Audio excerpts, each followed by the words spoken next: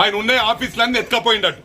మన Medak పుట్టుబడ్డదంటే just because of మాజీ మంత్రి హరీష్ రావు అని చెప్పి ఈ సందర్భంగా తెలియజేస్తా ఉన్నా. ప్రజలందరూ కూడా గమనిస్తా ఉన్నారు.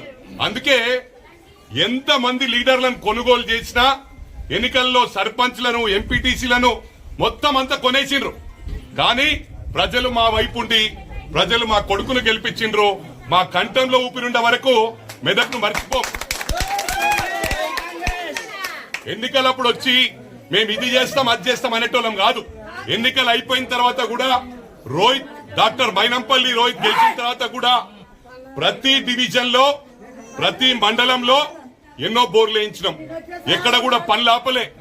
ప్రభుత్వ నిధులే కాకుండా మా సొంత నిధులు కూడా ఖర్చు పెట్టే సత్తా ఉంది. ఖర్చు పెడతా ఉన్నాం.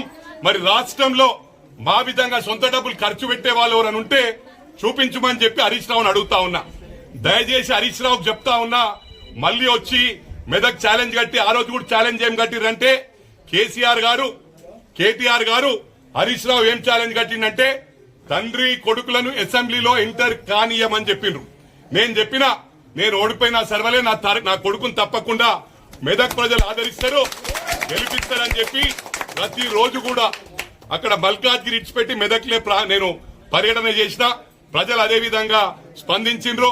మరొకటి గమనించాలి, 2 ఏళ్ళు అవుతుంది మా ప్రభుత్వం వచ్చి. మరొక్క రోజు నేను మెదక్ నిడిచిపెట్టినా. మా కొడుకున్నంతసేపు నేనుండా. మా కొడుకు మెదక్ ఇట్లా దాటుతుందంటే మెదక్లే నేను ఎంటర్ అవుతున్నా మా జిల్లా అధ్యక్షుడితో పాటు.